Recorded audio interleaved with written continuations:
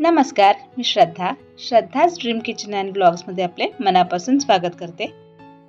आज आपण होळी करता कांदा लसूण विरहित नैवेद्याची पुरणपोळीची थाळी अगदी कमी वेळेत कशी बनवायची ते बघणार आहोत। चला तर मग रेसिपीला सुरुवात करूया। पण त्याआधी तुम्ही जर आपल्या चॅनलवर नवीन असाल तर प्लीज आपल्या चॅनलला सबस्क्राईब करायला विसरू नका, म्हणजे यापुढे येणाऱ्या अशा छानशा व्हिडिओचं नोटिफिकेशन आपल्याला येत राहील। सगळ्यात आधी इथे मी पुरणपोळी करता 2 वाटी चणा डाळ स्वच्छ निवडून घेतले। हिला 2 ते 3 पाण्याने स्वच्छ धुवून घ्यायचे। आता यात 6 वाटी पाणी घालून हिला अर्धा तास भिजत ठेवायचे। आपण 2 वाटी डाळी करता 6 वाटी पाणी घालणार आहोत। आता या डाळीला अर्धा तास आपण भिजत ठेवायची। डाळ अशी भिजत ठेवल्यामुळे लवकर शिजते व पुरणही छान मऊसूत होतं। आपली डाळ भिजते तोपर्यंत आपण वरण भाताचा कुकर लावून घेऊया। त्याकरता कुकरमध्ये मी 1 ग्लास पाणी घालून कुकरच्या डब्यात अर्धा वाटी डाळ व मीठ घालून हळद घातली आहे व दुसऱ्या डब्यात 1 वाटी तांदूळ पाणी व मीठ घालून घेतले आणि त्यावर भाजी करता 4 बटाटे उकडायला ठेवलेत। आता कुकर बंद करून याला 3 शिट्या काढून घ्यायच्यात। आपल्या वरण भाताचा कुकर होतोय तोपर्यंत आपण पोळीचं पीठ मळून घेऊया। त्याकरता इथे मी 2 वाटी गव्हाचं पीठ न चाळताच घेतलंय।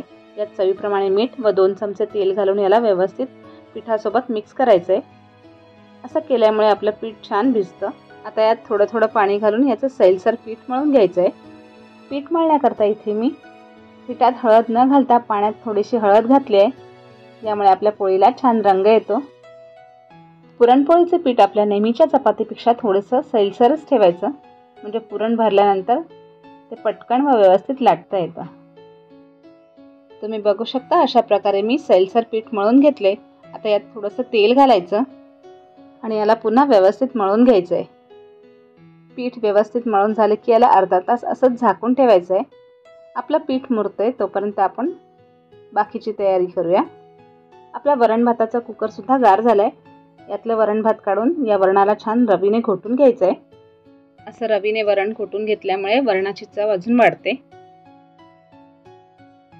आता याच कुकरमध्ये आपण भिजवलेली चणा डाळ या पाण्यासकटच घालायची आहे। इथे मी 2 वाटी करता 6 वाटी पाणी घातलंय। आता यात पाव चमचा हळद, चवीप्रमाणे मीठ आणि 2 चमचे तेल घालून याला 5 शिट्या काढून घ्यायच्यात। आपली डाळ शिजते तोपर्यंत आपण कटाच्या आमटी करता लागणारं वाटण बनवून घेऊया। त्याकरता पॅन मध्ये थोडंसं तेल घालते। आता यात पाव वाटी सुकं खोबरं असं कट करून घेतले ते घालायचंय। याला छान तेलावर परतून घ्यायचंय।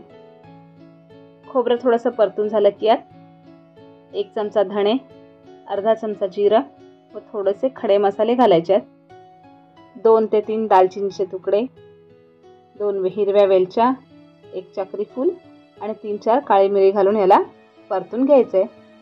आता यात थोडंसं आलं, 3 हिरव्या मिरच्या व थोडीशी कोथिंबीर घालून याला परतून घ्यायचंय। सर्व जिन्नस थंड झाले की यात थोडंसं पाणी घालून मिक्सरमधून छान बारीक वाटून घ्यायचंय। इथे आपली डाळ सुद्धा छान शिजली आहे। आता या डाळीला आपण गाळून घ्यायचंय। त्याकरता इथे मी एका बाउलवर गाळण ठेवून यावर ही डाळ गाळून घेते, म्हणजे यातलं पाणी छान निथळून जाईल। डाळीत पाणी जास्त राहिलं तर आपलं पुरण पातळ होतं, म्हणून डाळीला असंच 5 मिनिटं या गाळणीवर निथळत ठेवायचं, म्हणजे यातलं सगळं पाणी निघून जाईल। आणि हे जे डाळीचं पाणी उरेल ह्याच्यापासून आपण कटाची आमटी बनवणार आहोत। डाळ व्यवस्थित निथळली की एका पसरट पॅन मध्ये शिजवलेली डाळ घालून त्याला थोडंसं परतायचं। यात 2 वाटी गूळ घालून याला व्यवस्थित मिक्स करून घ्यायचं। आपण 2 वाटी डाळी करता 2 वाटी गूळ घेतले।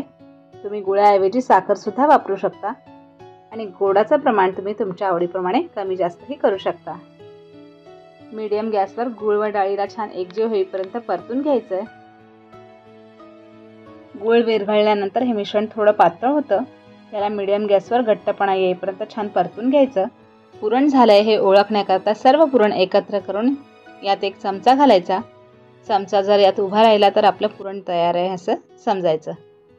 आता यात अर्धा चमचा वेलची व जायफळाची पूड व पाव चमचा सुंठ घालून याला छान मिक्स करून घ्यायचंय। मिक्स करून झालं की या मिश्रणाला गरम असतानाच वाटून घ्यायचंय। त्याकरता इथे मी एका भांड्यावर पुरणाची जाळी ठेवून यात थोडं पुरण घालून वाटी किंवा ग्लासाच्या मदतीने हे पुरण वाटून घेते। तुम्ही बघू शकता आपलं पुरण अगदी मऊसूत झालंय। अशा प्रकारे आपण सर्व पुरण वाटून घेऊया। आपलं पुरण थंड होतंय तोपर्यंत इथे मी वरणाला फोडणी देते। त्याकरता इथे मी एका टोपात चमचाभर तूप घालते। तूप तापलं की यात पाव चमचा राई, पाव चमचा जिरं घालायचंय। राई जिरं तडतडलं की यात थोडंसं हिंग, 2 बारीक चिरलेल्या हिरव्या मिरच्या व थोडासा कढीपत्ता घालून याला परतून घ्यायचंय। आता यात थोडीशी कोथिंबीर घालून याला पुन्हा परतायचंय। आता यात बारीक चिरलेला टोमॅटो घालून याला परतून घ्यायचंय। टोमॅटो छान परतून झाला की यात घोटून घेतलेली डाळ घालायची आहे। गरजेप्रमाणे पाणी घालून यात चवीप्रमाणे मीठ व थोडीशी साखर, थोडंसं खवणलेलं ओलं खोबरं व थोडीशी बारीक चिरलेली कोथिंबीर घालून याला छान उकळी काढून घ्यायची। आपलं मस्त असं वरण तयार आहे। आता आपण बटाट्याची भाजी बनवूया। त्याकरता पॅनमध्ये 2 चमचे तेल घालून यात अर्धा चमचा राई घालायची आहे। राई तडतडली की यात 3 बारीक चिरलेल्या हिरव्या मिरच्या, थोडंसं हिंग, थोडासा कढीपत्ता व पाव चमचा हळद घालून याला थोडंसं परतून घ्यायचंय। आता यात थोडीशी बारीक चिरलेली कोथिंबीर घालून याला परतून घ्यायचंय। कोथिंबीर परतून झाली की यात उकडलेले बटाटे घालून याला पुन्हा परतायचंय।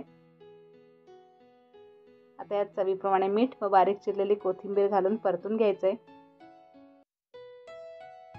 आता यावर थोडंसं खवणलेलं ओलं खोबरं घालायचंय। आपली साधी सोपी बटाट्याची भाजी सुद्धा तयार आहे। आता आपण कटाची आमटी बनवूया। त्याकरता कढईत 3 चमचे तेल घालते। तेल तापलं की यात 1 चमचा जिरं व थोडंसं हिंग घालायचंय, थोडासा कढीपत्ता। आता गॅस स्लो करून यात पाव चमचा हळद व 1 चमचा लाल तिखट घालून परतून घ्यायचंय। यात आपण जे वाटण केलं होतं ते घालून घ्यायचंय आणि याला तेल सुटेपर्यंत छान परतून घ्यायचंय। वाटण थोडंसं परतून झालं की यात बारीक चिरलेली कोथिंबीर घालून याला पुन्हा परतून घ्यायचंय। मसाला करपू नये म्हणून यात थोडंसं पाणी घालून याला थोडंसं परतायचंय। मसाला व्यवस्थित परतून घेतल्यामुळे आपल्या कटाच्या आमटीला छान तर्री येते। आता यात आपण जे डाळीचं पाणी काढून ठेवलं होतं ते घालायचंय। यात गरजेप्रमाणे गरम पाणी घालायचंय, चवीप्रमाणे मीठ व 1 चमचा गरम मसाला घालून याला छान उकळी काढून घ्यायची। आमटीला छान उकळी आली की यात थोडीशी बारीक चिरलेली कोथिंबीर घालायची आहे व गॅस बंद करायचा आहे।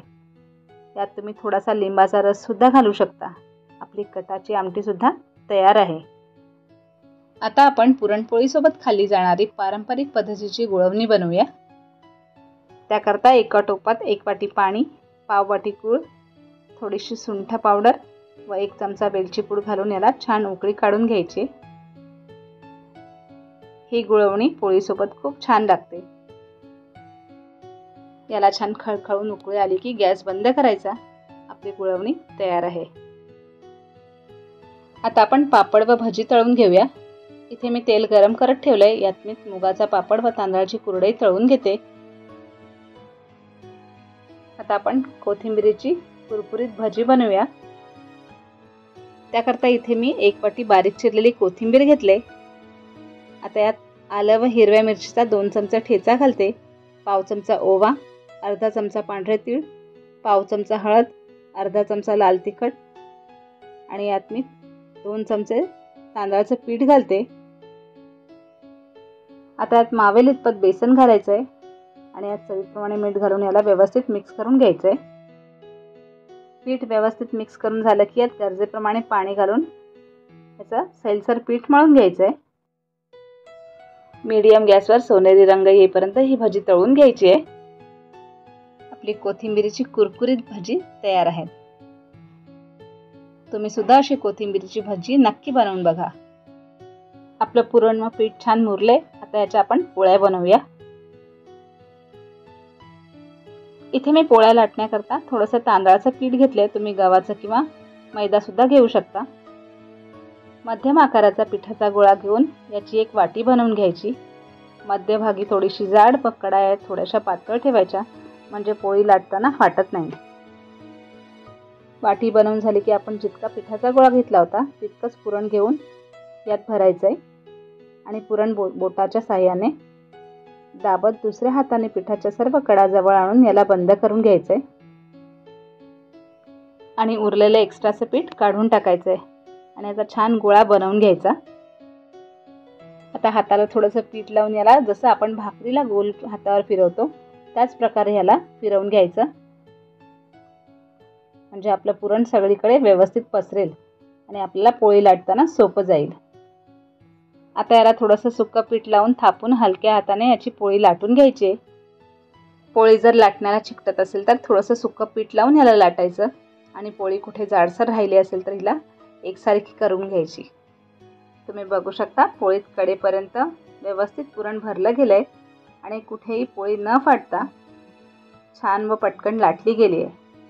पोळी भाजण्याकरता इथे मी मीडियम गॅसवर तवा गरम करत ठेवलाय। यावर पोळी घालून हिला एका बाजूने थोडेसे बुडबुडे आले की पोळी उलटून घ्यायची। आता गॅस फास्ट करून यावर तूप लावून याला दोन्ही बाजूने छान शेकवून घ्यायची। आपली गुबगुबीत गव्हाच्या पिठाची पुरणपोळी तयार आहे। अशा प्रकारे आपण सर्व पोळ्या बनवून घेऊया। आपला सर्व स्वयंपाक तयार आहे। आता आपण नैवेद्याचं ताट वाढून घेऊया। वरण भात, कटाची आमटी, गुळवणी, दूध, तूप, बटाट्याची भाजी, गुबगुबीत पुरणपोळ्या आणि कुरकुरीत कोथिंबीर भजी, त्याचसोबत पापड आणि या सर्वांवर मस्त अशी साजूक तुपाची धार। आपली होळीच्या नैवेद्याची थाली तयार आहे। तुम्ही सुद्धा कमी वेळेत झटपट बनणारी पारंपरिक पद्धतीची होळीच्या नैवेद्याची थाली नक्की बनवा। आणि तुम्हाला जर आपला आजचा व्हिडिओ आवडला असेल तर प्लीज लाईक, शेअर आणि सबस्क्राईब करायला विसरू नका। पुन्हा अशाच छानशा रेसिपीसोबत लवकरच भेटू। तोपर्यंत मस्त खा, स्वस्त रहा। संपूर्ण व्हिडिओ बघितल्याबद्दल आपले मनापासून धन्यवाद।